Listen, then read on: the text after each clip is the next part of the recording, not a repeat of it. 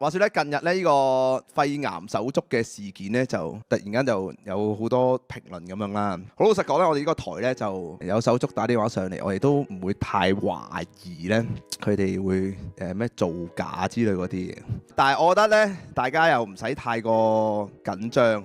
真定假都好啦，去到呢個地步呢，交翻俾專業人士處理會好啲。大家如果有啲咩唔開心打電話上嚟呢，即係疏解到固然就係好啦。咁但係就唔好期望真係可以 call 一次或者 call 兩次就可以解決到所有問題先。我覺得第二樣呢，就係大家唔使俾太多反應佢，因為如果我哋喺呢個直播度呢，繼續公開呢件事情喺度講呢，即係不論嗰件事係真定係假都好呢，即係可能佢有少少真。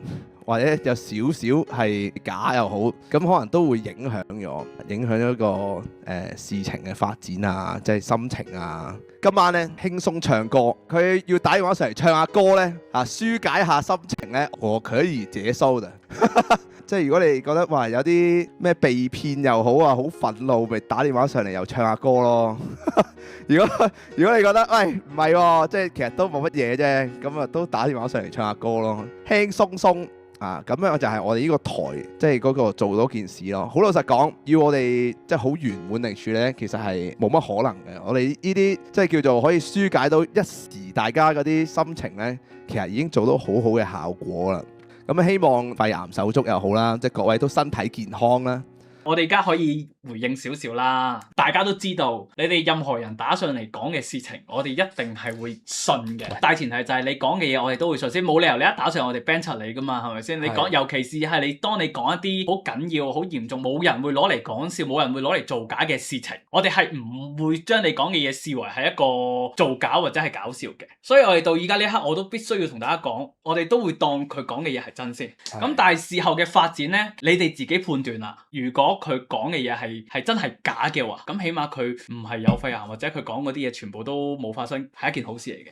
我會嬲㗎。係啦，咁嬲係正常啦。咁但係另一個角度睇，佢係冇事，人健康，只不過係有少少調皮啊，調皮咯。因為最近呢件事喺網上面都發酵得好緊要，又可以同大家講翻，你哋睇台，你哋都要有翻嗰個獨立思考喺度。唔單止睇台㗎，我做好多嘢咧，太快拱個頭埋去咧，對大家都唔好嘅。嗱，從呢件事我又睇到有一班人，佢係睇完真係覺得好心噏，即係證明大家仲有一個，即係個共情能力就係好強，即係起碼你聽到啲好 sad 嘅嘢，你個人都會唔開心，起碼你都仲會表達同情。但係另一邊人有人話係造假有乜有柒嗰啲，我都睇到，但係大家都仲有嗰個判斷喺度。一班人係感性啲，一班人係理性啲，咁樣講咯。即係大家如果係有嗰個共情能力，你都當呢件事係真先啦。我到而家都唔知係真定假先，我都當係真先啦，係嘛？因為我都想 keep 翻大家，你本來應該要有嘅，你要相信人。即係我覺得，如果因為呢件事令到你個人嗰個對人失去信任，係啦，就會比較傷。我唔希望因為呢件事令到大家有嗰個狼來了嘅心。我希望大家 keep 住，大家信住先咯。冇所謂嘅，你哋信唔信都。你自己個人係有個獨立思想，你有批判性夠強嘅話，你係可以做你做嘅嘢都得嘅。我覺得最傷都係藏哥，我覺得係嘅。佢因為好撚愁啊，聽到食撚咗於肺哥哥講嘅嘢之後，佢撚愁啊，佢嗰個食咗幾次咁樣。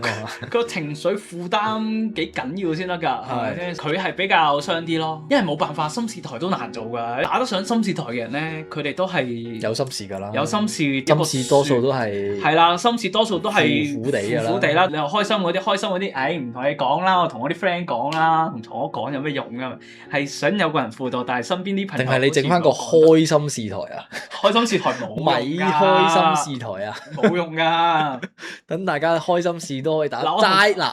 今晚我淨係接收開心嘢啫。我同大家講開心事咧，啲人大家分享起，唔會特別講，唔會特別講㗎。咁咪鼓勵咯，鼓勵大家有啲開心嘢講完出嚟，俾大家開心下，甚至乎嗰樣嘢其實係少少開心嘅啫。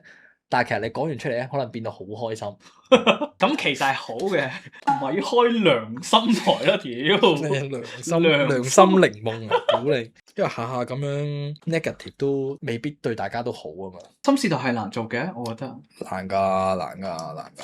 喺網上面啦，見到好多關於上個星期最後一個 call in 嘅唔同嘅資訊。我相信上個禮拜一呢，其實完嗰一下呢，即係大家我諗普遍嘅人都係幾沉重嘅，即係嗰個狀態其實都係攰嘅。星期一最後聽完嗰個師兄嘅 call in 呢，我係一條友坐咗喺 studio 10分鐘，即係一條友就咁坐喺度，即係正常我一收台咁，然之後我就即刻走，坐喺度沉澱下個人啦。因為當下我聽完其實都幾攰嘅。我哋做人係要有批判性思考係真嘅，即係你要去有一個明辨是非，你要有一個批判性嘅思維。OK， 唔係人哋講乜就係乜。但係喺我心事台嘅立場嚟講，你只要打上嚟講啲乜，我都係會信咗先嘅。咁當然你可能有陣時講下，即係都忍唔住笑啦。咁我 feel 到有啲係玩膠啊，咁我係好快會意識到啊，即係去討論一啲比較沉重嘅話題嘅時候呢，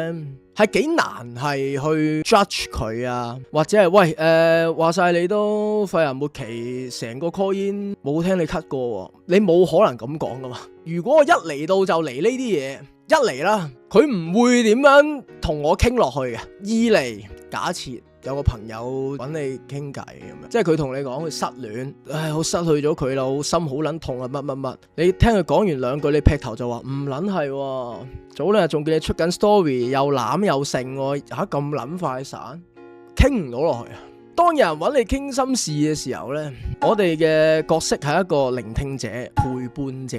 我哋第一下聽咗佢嘅感受啊，或者係同理咗佢先，我哋冇唔啱嘅，即係唔好覺得話喂，你班撚樣又信到十足十，而家越嚟越多料啦，講撚咗噶啦，講撚咗假啦，唔需要嘅，因為呢啲係之後嘅事嚟嘅，即係你去揾佢嘅相關嘅資料啊，屌你，我哋係做心事台，我哋 as 一個聽眾係陪伴者，我哋唔撚係做偵探啊嘛，我哋唔撚係嚟查案，我哋唔撚係律師去明辨一啲乜撚嘢，我哋好簡單，我哋聽佢講完就 OK 噶啦。咁之後嘅事情係真係假，真相呢啲嘢一定係越辯越明噶啦，係咪先？咁唔會話越辯係越撚黑，越辯係越撚唔明噶。好多神探慢慢出嚟，揾到越嚟越多嘅資訊，哦，原來係咁嘅。一個人如果佢有心呃你，唔係話預防唔到嘅，但係至少佢喺嗰一刻佢都係喺度呻啫，佢都係喺度呻，佢都係講佢有幾慘，至少佢只係呃咗我哋嘅同情心，佢未開始話乜撚嘢拗錢、拗着數、拗乜。如果佢去到呢個位嘅時候，我覺得大家係要開始係警戒嘅，但係當佢純粹係打上嚟呻下，講下感受，可能係好撚多係假噶，可能甚至乎好多人 call in 上嚟，佢嘅故事都係7分假3分真咁樣。但係以我哋嘅立場，如果萬一係真呢，又點呢？咁樣係攰噶。呢件事情我唯一對唔住嘅就係當晚留守到最後，每一位為嗰條友唔開心咗幾日，甚至乎為嗰條友流過淚嘅每一位，係對唔住呢啲人嘅啫。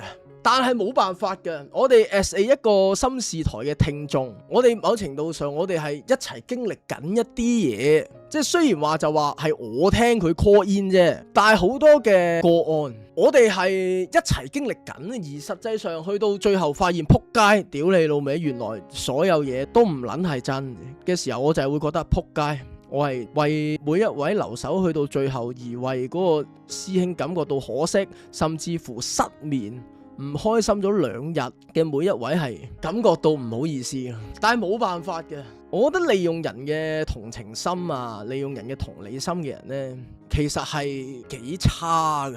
最差係點呢？唔係因為你呃我啊，我冇問題，你呃我。最差一樣嘢係你令到我唔敢再去相信人啊！我唔想因為呢件事撲街，令到我哋啲觀眾，令到我去變到喂撲街一打上嚟，我就即刻去猜度係唔係真啊？會唔會又係鳩噏啊？我唔想啊，我就係想你打上嚟，我第一個感覺就係我即時代入咗你個處境，我即時去諗你係真係發生緊呢啲事情。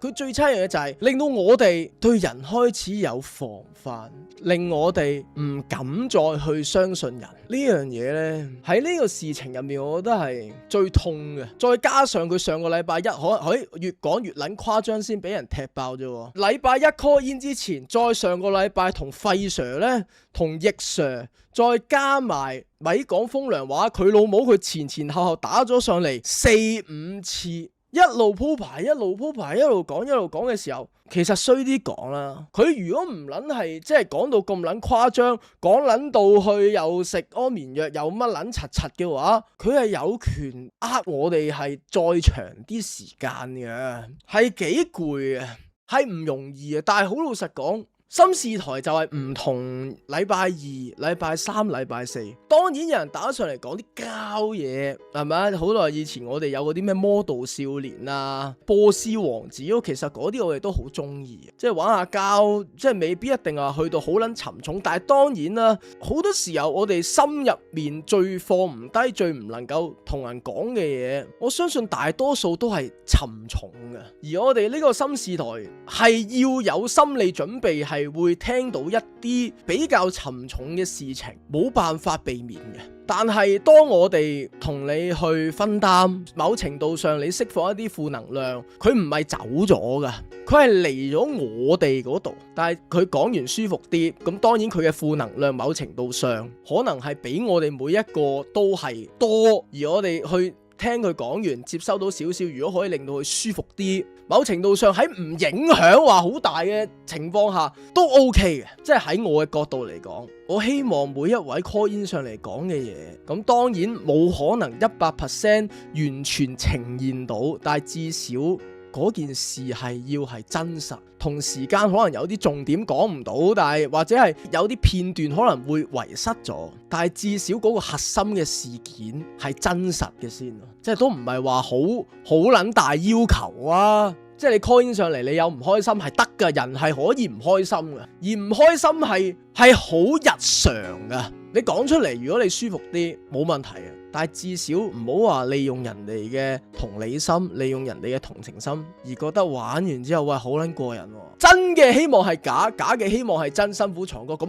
當然啦，呢個係喺呢件事情入面最值得總結嘅一個地方，就係如果呢單嘢係真嘅 ，OK， 我希望係假嘅。如果呢單嘢係假嘅，咁啊真係希望係真喎又。喂大佬啊，你好玩唔玩？你攞你自己身體、你身邊嗰啲人嘅身體嚟玩，你話幾得嘔心啊？某程度上其實你咒緊自己，咒緊你嘅身邊嘅人，其實心地好撚差㗎。而的而且確喺呢件事情上面，無論佢係有病，佢有病當然係要關注啦。而佢冇病，佢竟然係作咁撚大個古仔出嚟博取同理心，博取同情。其實呢條友無論有冇病啦，其實佢都係一個好需要有專業人士去跟進嘅人嚟噶。呢條友佢唔係身體上面嘅問題，佢就係一啲心理精神上嘅問題，佢點都係有病噶啦。其實就係咁咯，轉介佢去公